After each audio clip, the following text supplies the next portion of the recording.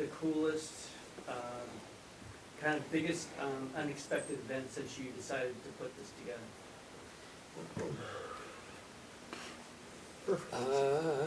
Put this film together? Yes, this film.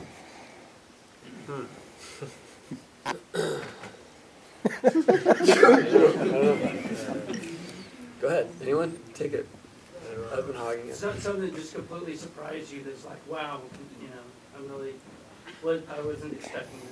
Well, just personally for me, it was seeing everyone else's interviews, honestly. That's the most enlightening part of it for me, because we were all doing this together, we were all living it together, but no one was really pouring their heart out to each other about what we were going through, or any dramas we had. You know, we were just sort of dealing with it personally, and then to see everyone completely exposed like that was very interesting to me and very enlightening, and I think probably brought us closer together because of that.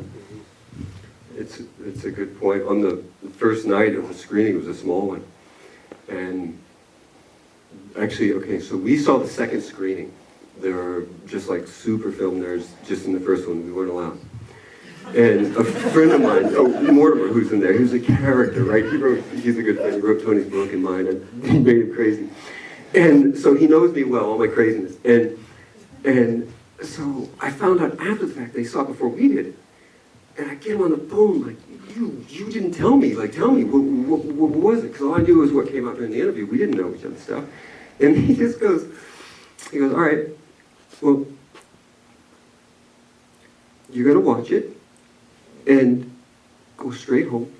Don't turn on your phone. Leave it off for a week. Lock yourself in the room and don't say a word to anyone for a week. Just let things settle. Well, that's because he knows Rodney, so Rodney will want to retract everything as soon as he sees it. So that was like my first experience of like, oh man, am I in for it? Oh, what did I get myself into? Why did I do that? You know. But when Stacey starts going, you can't, because he's such a good dude, you know.